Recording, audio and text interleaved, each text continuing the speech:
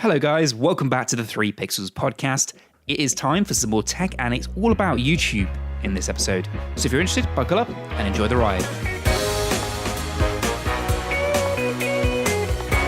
You're tuned in to the 3 Pixels podcast. This episode is produced by Ben Ridley.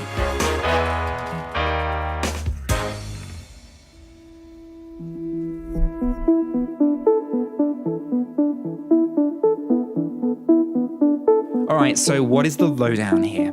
YouTube is facing a new wave of criticism over the alarming number of predatory comments and videos targeting young children. The latest concern started with a Reddit post submitted to Art Drama and a YouTube video exposing, in quotations, a wormhole into a soft-core paedophilia ring on YouTube. This is according to Matt Watson. Now, if you don't know who he is, he's a former YouTube creator who returned with a single video and a live stream about the topic. He demonstrated how a search for something like a bikini haul, a subgenre of video where women show various bikinis they've purchased, can lead to disturbing and exploitative videos of children. Let me just get things straight here. The videos aren't pornographic in nature, but the comments here are full of people timestamping specific scenes that sexualize the child or children in the video. Comments about how beautiful young girls are also litter the comment section. It is really disturbing. So back to Watson. Although his video is not gaining mainstream attention, this isn't the first time that YouTube has dealt with this issue. Back 2 years, 2017, YouTube updated its policies to address an event known as Elsagate, in which disturbing, sexualized content was being recommended to children. That same year, YouTube decided to close some comment section on videos with children in an attempt to block predatory behavior from pedophiles. If you want to go back even further, as early as 2013, Google changed its search algorithm to prevent exploitative content from appearing in searches on both Google and YouTube. But despite years of public outcry, YouTube still hasn't found a way of effectively dealing with apparent predators on its platform.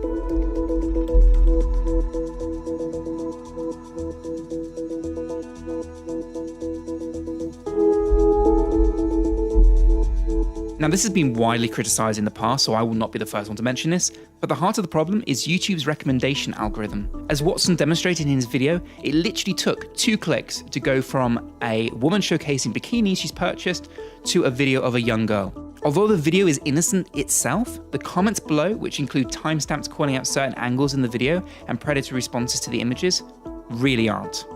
So YouTube have come back with a statement. Any content including comments that endangers minors is abhorrent, and we have clear policies prohibiting this from YouTube. We enforce these policies aggressively, reporting it to the relevant authorities, removing it from our platform, and terminating accounts. We continue to invest heavily in technology, teams, and partnerships with charities to tackle this issue. So in the wake of some really bad press, YouTube decided to take more drastic measures to solve the problem. And recently they decided that they would completely disable comments from all videos featuring minors.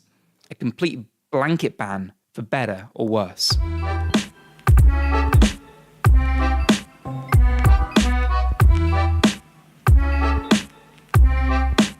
So according to YouTube, they have quietly disabled comments on tens of millions of videos that could be subject to predatory behavior. Though it's unclear exactly what the criteria entails, the post also states that while a small number of creators would be allowed to have comments available on their videos, those creators would have to actively moderate their comments beyond YouTube's existing moderation tools and would have to completely demonstrate a low risk of predatory behavior.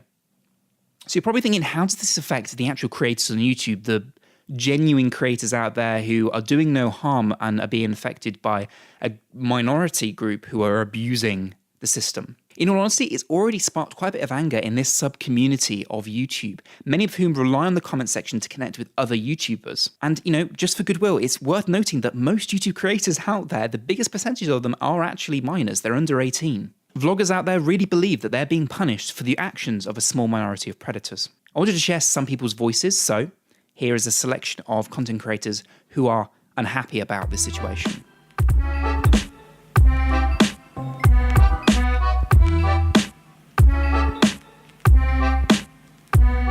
Reading the comment section, it's like our only place of feedback from our audience. It'd be the most depressing thing to not know what my own fans thought of my newest video.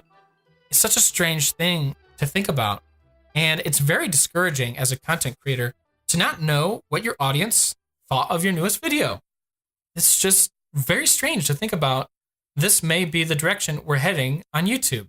I do YouTube because I love interacting with you guys and I love sharing my life with you guys. But at the moment, what it feels like to me is I'm going to be sharing my life to no one. No one's going to be able to interact.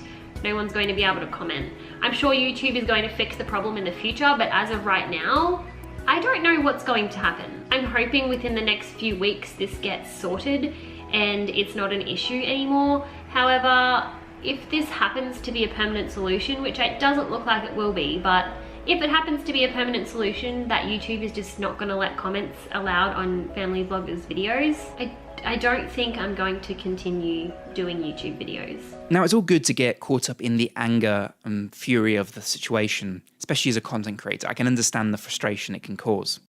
But in the absence of moderators obsessively screening every single video on YouTube, it seems that concerns of YouTube's users are taking a backseat to those of advertisers who provide Google with nearly $3.9 billion in ad revenue.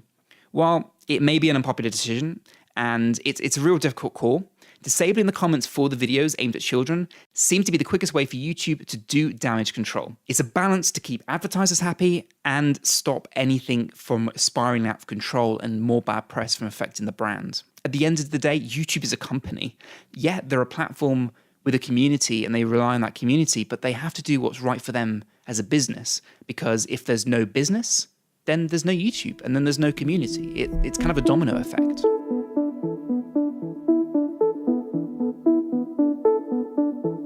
So there we have it. Whether you like it or not, YouTube is gonna change, I think, over the next few years. Things like this can't be left alone, and as people get more creative in the way they try and abuse the platform, YouTube will just have to respond in being more strict with what they allow and what works. And it's really sad to see. I would love for the platform to be open and for everyone to live happily and nothing like this to happen. But unfortunately, it's just not the way the internet works, and it's just not the way the real world works. And as long as YouTube can still thrive as a platform, I do think it still has a bright future. Although everyone's a bit on edge at the moment to what's going on, I think that, once we get over this hurdle and YouTube figures out a more long-term solution, everything will be back to normal. And content creators can still create the amazing videos that they create and will grow as an online community.